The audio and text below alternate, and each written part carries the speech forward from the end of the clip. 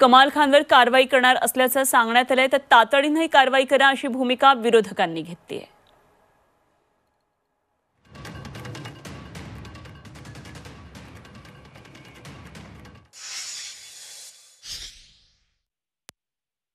कमाल खाननी आपण पाहतो की विकिपीडियावरचा मजकूर ट्विट केला होता, पण त्याच्यावर देखील कारवाई करण्यात आलेली नाही.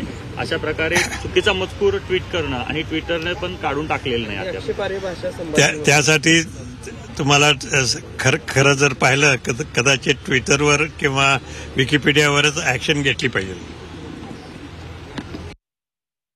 निश्चितपणे या अतिशय खेदजनक बाबी आहेत, ज्या महान ऐतिहासिक पुरुषांनी स्वतःच्या आयुष्याची होळी करून आपल्या सर्वांच्यासाठी बलिदान दिले.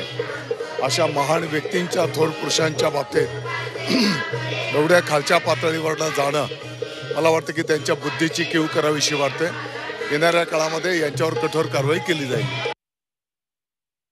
ती पोस्ट डिलीट करून त्याला फटके का मारत नाही, हा आमचा प्रश्न आहे.